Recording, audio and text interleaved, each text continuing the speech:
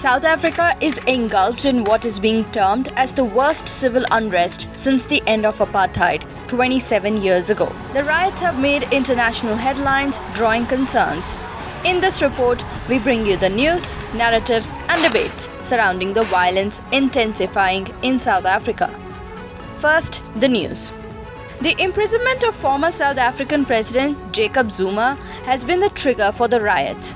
For nearly a week, looting, arson and rioting have marked the streets of major South African cities. It has so far claimed 72 lives, while more than 1,200 people have been arrested by the police. The violence began in Jacob Zuma's home province of KwaZulu-Natal and quickly spread to other places, including economic powerhouses like Johannesburg. The cost of rioting has been immense.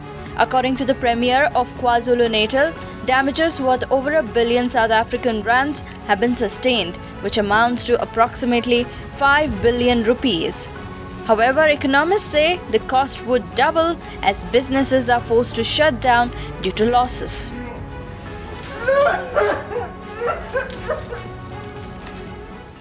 Do you think I'm going to sleep tonight when I see this? Do you think I'm going to be able to just close my eyes and sleep? Why don't I just sleep forever? Now bringing you the narratives. The supporters of Zuma have been demanding his release, inciting riots across the country, while the ex-president has been found guilty of contempt of court and sentenced to 15 months in prison for defying the order to join a corruption inquiry against him. Jacob Zuma is accused of wide-ranging allegations of corruption during his tenure from 2009 to 2018.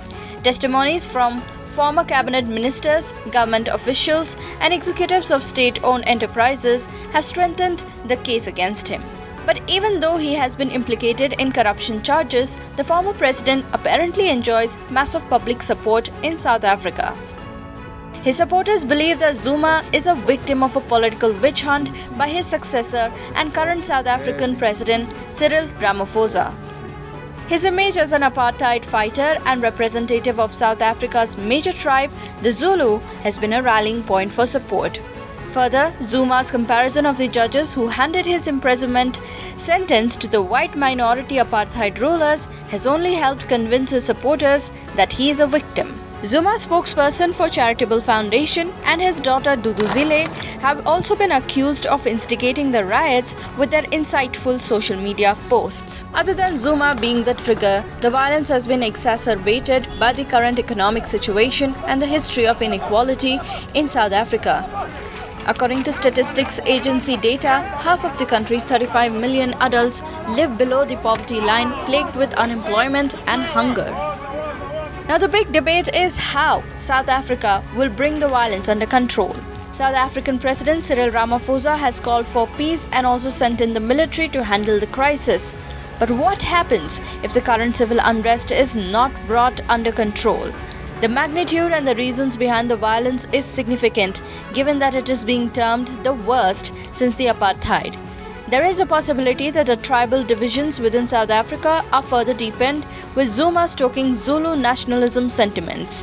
The unrest has already impacted the country's efforts in mitigating the COVID-19 crisis by hampering vaccination drives and transportation of medical requirements. The riots could also become potential super spreader events when the country is already under a third wave of the pandemic.